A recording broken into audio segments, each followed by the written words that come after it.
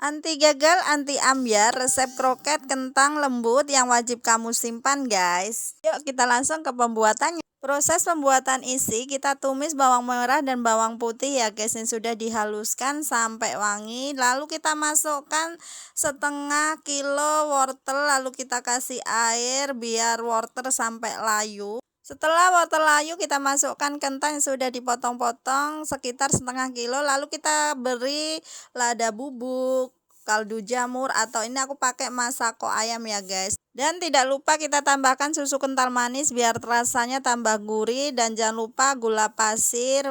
Dan tidak lupa aku tambahkan ayam yang sudah aku cincang ya guys. Kita aduk-aduk sampai rata.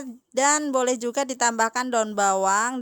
Tidak lupa juga 200 gram tepung terigu biar isiannya tuh tambah creamy ya guys. Lalu kita buat adonan kroket. Ini ada kentang sekitar 500 gram yang sudah dikukus, sisihkan.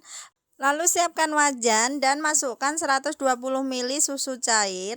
Dan tambahkan 1 sendok teh merica bubuk dan 1 sendok teh garam halus. Dan aku pakai Royco ayam secukupnya ya guys. Masukkan 50 gram margarin dan nyalakan api kecil cenderung sedang, masak hingga margarinnya tuh meleleh seperti buat sus itu ya guys. Setelah margarin meleleh, kita tambahkan 100 gram terigu. Aduk-aduk terus dengan api kecil ya guys sampai tercampur rata. Dan ini kentang 500 gram yang sudah dikukus dan dihaluskan, tambah 1 butir kuning telur dan masukkan adonan yang kita masak tadi ya guys, adonan tepung yang kita masak tadi. Lalu uleni hingga tercampur rata adonannya seperti ini guys. Dan ini sudah siap dibentuk. Ambil sedikit adonan lalu beri isian dan bulatkan atau lonjongkan seperti ini ya guys.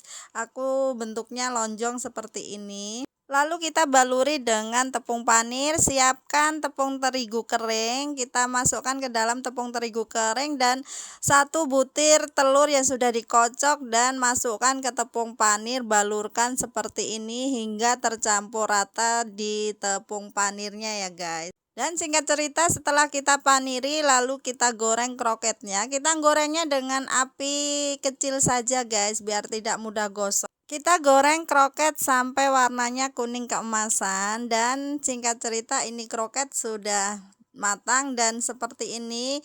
Ini requestan pelanggan minta ditaruh di talam kecil seperti ini ya guys.